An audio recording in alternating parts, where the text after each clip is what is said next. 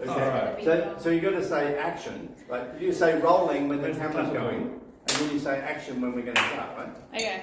All right. Rolling. Action.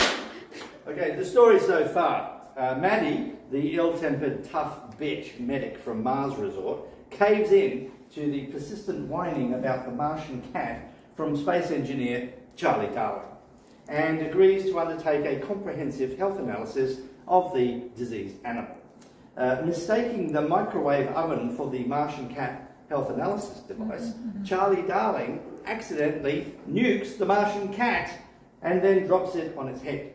Finally, once the analysis is complete, Rachel, the base computer with the voice of a 12-year-old girl, delivers the results and Maddie takes notes.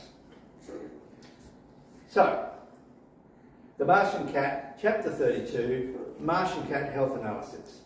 Maddie rests against the workstation, ready to start noting the results of the Martian Cat Health Analysis. Okay, Rachel, let's do this thing. She says, to the ceiling. She says, to the ceiling. Okay, addressing the base computer. Rachel, the computer with the voice of a 12-year-old girl, reports on the Martian cat's health using the technical lingo from the Martian Cat Field Guide. She says, the Martian cat has been nuked on high and concussed by low gravity droppage. That's your fault. Maddie growls at Charlie. He shuffles around from foot to foot, embarrassed. Rachel continues. The Martian cat has recently been tenderized. Yeah. Maddie says dismissively. Moving right along. The Martian cat has a disconnected posterior substructure. What? Charlie asks, What confused. does that mean? That means its tail fell off. Maddie tells him. Just concentrate. Keep going, Rachel. The Martian cat is largely incapable of acquiring acoustic data. The cat is deaf. Maddie says, marking the manual with her pen. The Martian cat has cataracts in both its eyes. The cat is blind. Like love. Sighs Charlie. No, Charlie. Maddie snaps. The Martian cat is not like love, unless love is a non-healing skin disease. Is that what you had in mind, mate? Not really, no.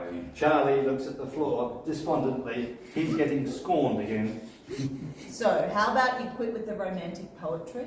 It's not welcome on this planet. Rachel, continue. The Martian cat's left and right nostrils are blocked by desiccated mucus. It's got double snot nose. The Martian cat lacks pelt on a forward limb. It's been degloved. The Martian cat suffers debilitating complications caused by scabies, rabies and scab, as well as multiple canker syndrome. Oh, fuck my eyes! It's impustulated. Maddie makes a disgusting grimace. And it has this fucking thing in your helmet. Huh? Charlie agrees. It's awful. Did you wash the helmet afterwards? With what? There's no running water on this stupid planet. Whatever, I'll sanitize it later. Rachel? The Martian cat suffers 30% detachment of anterior grippage. Front claws are missing. The Martian cat has digestive malfunction leading to intentional and non-intentional outgassing from the posterior orifice.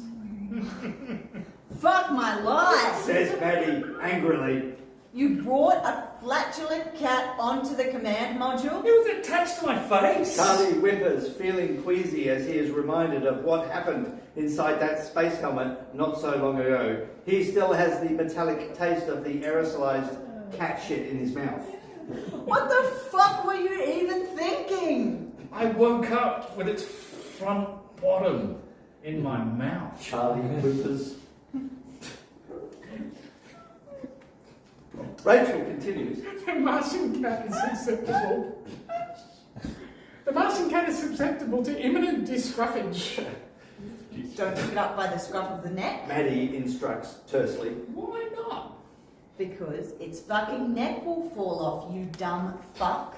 Aren't you listening?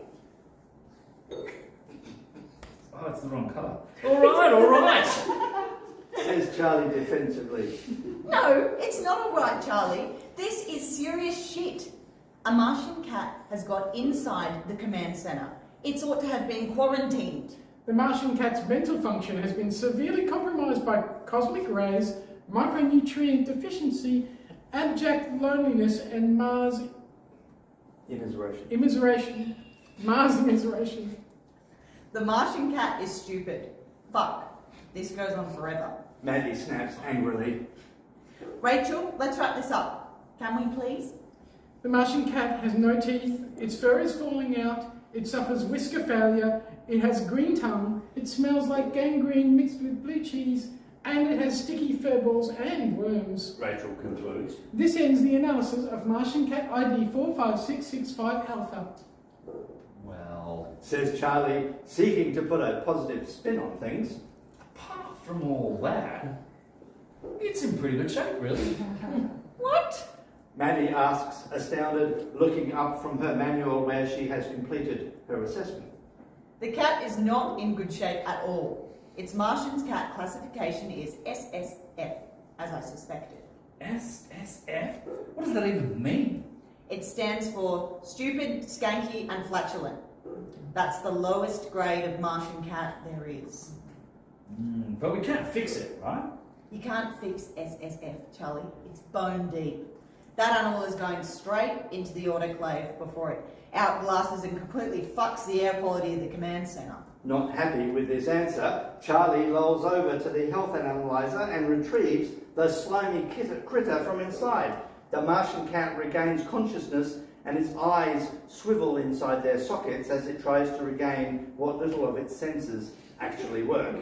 Charlie holds the diseased animal protectively against his chest and says firmly, No way! If you put the cat in the autoclave, you'll have to put me in there too. Well, that's all the more protein for me. says Maddie, reaching for the bone saw. Charlie backs away with the cat, looking anxiously for somewhere to run to. But where does one run to in the portable lavatory-sized shithole that they call the habitation modules? What's he going to do? Go outside? Get a grip, Charlie. You're on Mars, mate. Seeing Charlie getting his freak on, the Martian cat expresses fluids from its open sores and it slips out of Charlie's arms, falls slowly to the floor and makes a run for it, hobbling away on 3 of its 4 legs that actually work properly. Oh fuck, it's escaped! Maddie snaps. She hurls the bone saw at the Martian cat and it strikes the floor, making that electric whirring noise, bouncing and slicing one of the Martian cat's ears clean off. Earless and afraid, the cat increases its pace and disappears into a hole in the wall that is big enough only for a small, emaciated animal.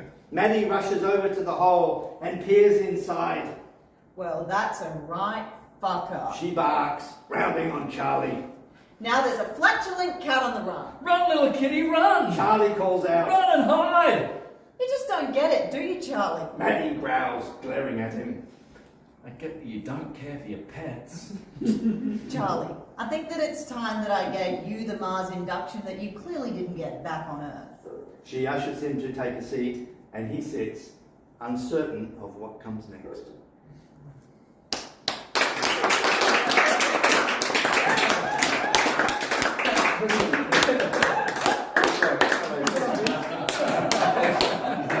Awesome. Right. I feel like an actor.